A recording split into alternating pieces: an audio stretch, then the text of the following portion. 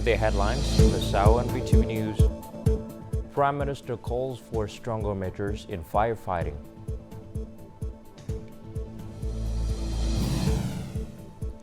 A new style rural building policy changes people's lives in Zalai.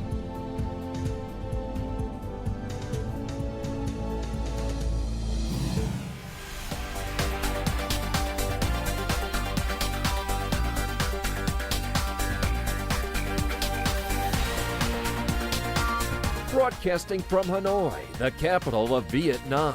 VTV News starts right now. Hello, it's 8 a.m. local time in Hanoi. You're watching VTV News.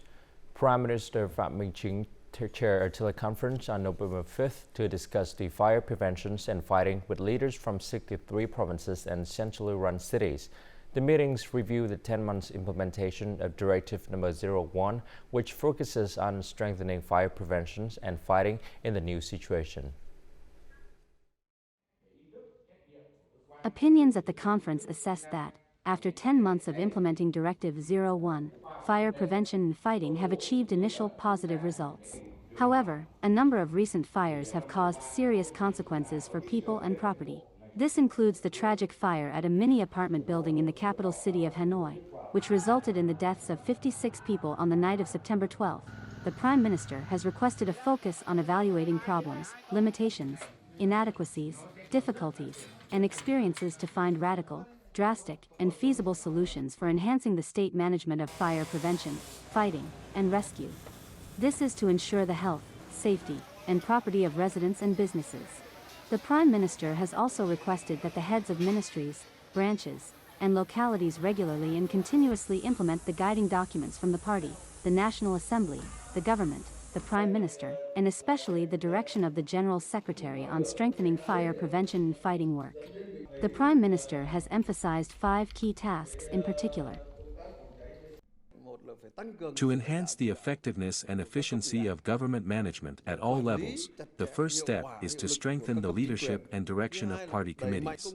Second, raise the awareness, responsibility, and skills of individuals and businesses through information, propaganda, advocacy, and guidance. Third, mobilize the collective strength of the entire political system, particularly social resources, to invest in fire prevention and fighting infrastructure. Fourth, improve the legal framework, regulations, processes, standards, and inspection and supervision mechanisms, and take strict action against violations. Fifth, enhance close coordination among relevant forces and entities and improve the implementation capacity of officials, especially leaders, at all levels. The Prime Minister has also assigned specific tasks to each ministry, branch, and locality. In particular, the Ministry of Construction is required to urgently complete the general design requirements for individual housing standards this year. Following the Prime Minister's direction, the Ministry of Public Security has delegated the police departments of provinces and cities nationwide to coordinate with local authorities in inspecting fire prevention, firefighting, and rescue measures at office and apartment buildings. Additionally, interdisciplinary inspection teams have been established. Prime Minister Phie has called on relevant organizations to take urgent measures to combat illegal, unreported, and unregulated IUU fishing. The objective is to address the yellow card warning issued by the European Commission's EC in an official communication sent to ministries and localities. Prime Minister Phie requested each locality to arrange qualified and professional staff, address any shortcomings, and take decisive actions against organizations and individuals intentionally engaging in illegal activities that undermine national interests and the country's international reputation. Based on the EC recommendations from the 4th inspection, ministries are required to review, study, amend, and supplement relevant legal regulations to ensure consistencies with Vietnam's legal systems and conditions. Coastal provinces and cities should regularly inspect all fishing vessels in the area and impose strict penalties on those not eligible for fishery exploitation. The Ministry of Agriculture and Rural Development, as the standing agencies of the National Steering Committee on IUU, is tasked with inspecting, monitoring, and reporting the results of their work to the Prime Minister and Deputy Prime Minister Trần Lưu Quang, who is the head of the National Steering Committee on IUU.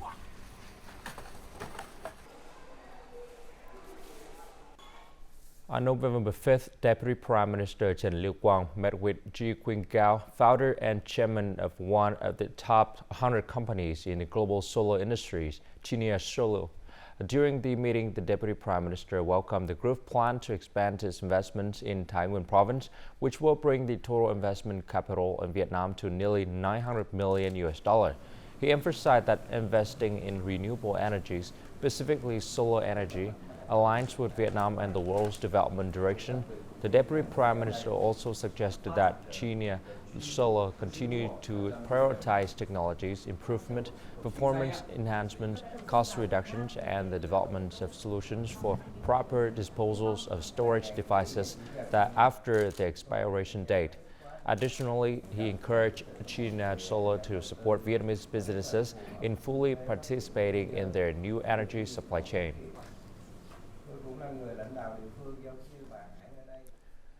The National Assembly will start a 2.5-day Q&A sessions today, November 6th. In this midterm sessions, the National Assembly will focus on questioning the implementations of several resolutions from the 14th National Assembly and the resolutions from the beginning of the 15th term to the 4th session, categorized by the field. The Q&A session has drawn significant public attention. More to follow. During meetings, it is customary for only 4 ministers to be selected to answer questions. However, in this case, with the inclusion of field groups for questioning, all ministers and sector heads will be present in the hall and prepared to provide explanations when National Assembly deputies ask questions related to their respective fields. Government members will provide immediate answers when asked questions pertaining to their responsibilities and authority. I believe that this questioning session will not only allow National Assembly deputies to gain a comprehensive understanding but also enable government members to reflect on the past and come up with appropriate solutions for 2024. During the last half-term and for any new issues that may arise, National Assembly deputies have the authority to question ministers and sector heads. This process allows for addressing existing issues and exploring new ones. I consider this to be an open and dynamic opportunity for a QA session that can be both informative and exciting.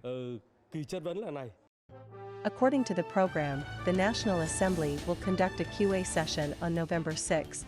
The session will involve questions in the fields of planning and investment, finance and banking, agriculture and rural development, transportation and construction, and natural resources and the environment. This QA session serves as another round of supreme supervision by the National Assembly, focusing on the implementation of promises made by ministers and sector heads regarding issues that are of concern to voters. During the QA sessions, the government and the National Assembly have agreed to collaborate in order to find solutions that address challenges in line with the current reality and policy mechanisms. Many people expect that this QA session will help clarify various issues that voters are concerned about.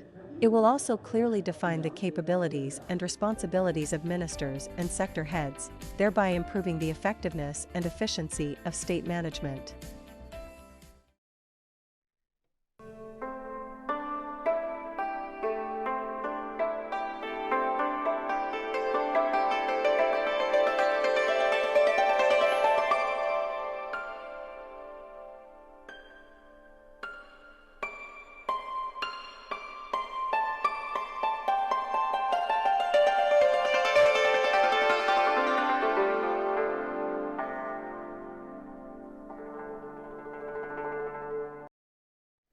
Welcome back to VTV News.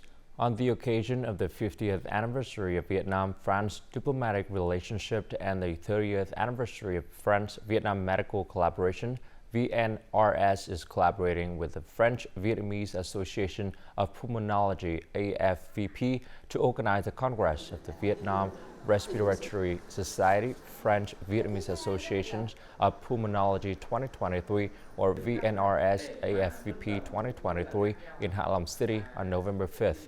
The conference aims to discuss solutions for managing antibiotic resistance and lung damage after COVID-19.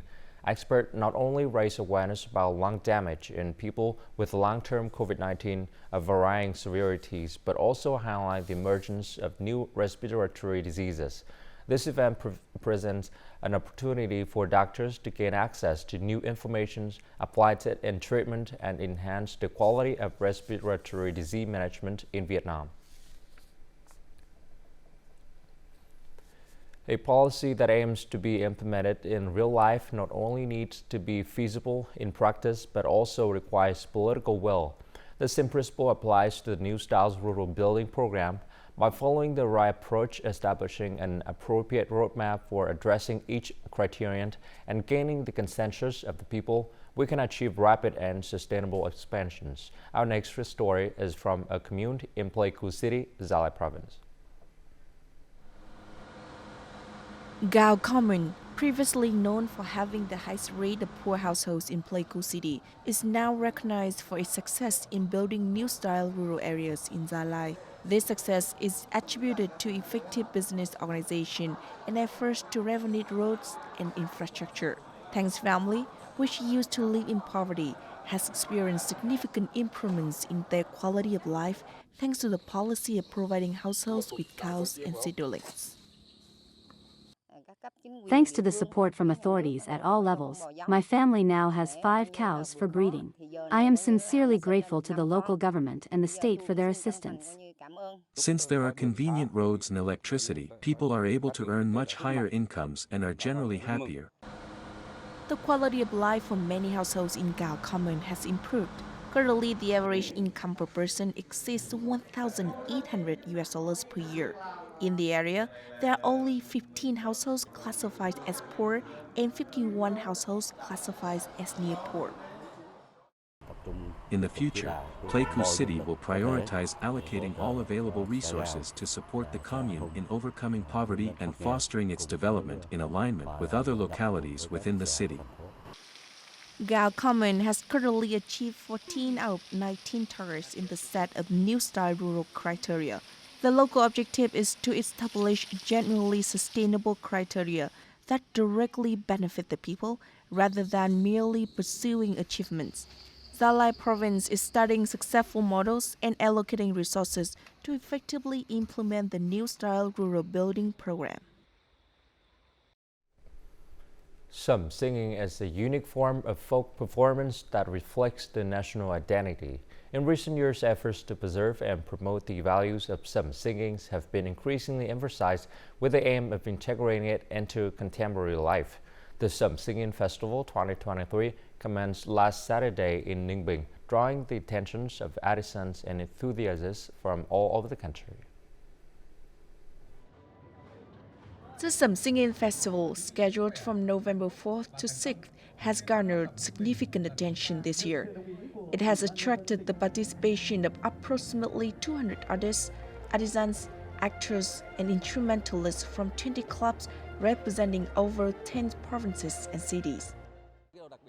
The instrumentalists and artists performing here span a wide range of ages, from young children to the elderly, and come from all over the country.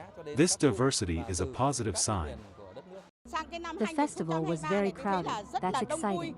I hope XAM singing develops and spreads widely. Ninh Bình is renowned as a birthplace of traditional Sum singing art. In recent years, there have been enthusiastic conservation projects and some teaching activities conducted at clubs within the province. Additionally, these efforts have extended to various regions throughout the country thanks to the dedication of skilled artisans. When working with those who speak with a southern accent, we need to find a way to make them sing with a northern accent. While it may be challenging, I am also delighted that the students are intelligent and enthusiastic about learning.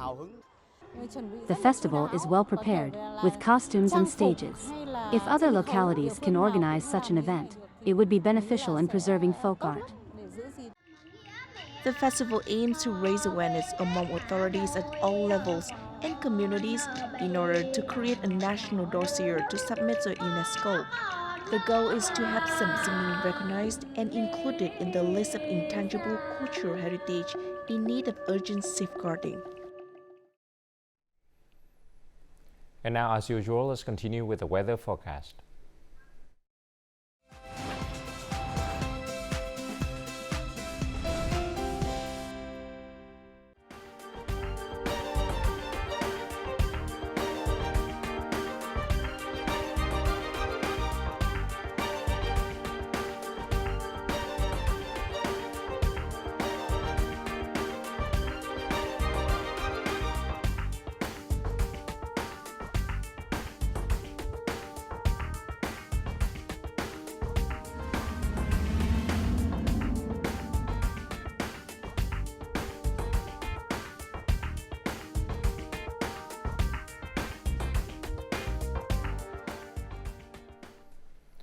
And that's it for this hour on VTV News. To rewatch our program, you can log on to vtvgo.vn or download our mobile application VTVgo. Thanks for watching and goodbye for now.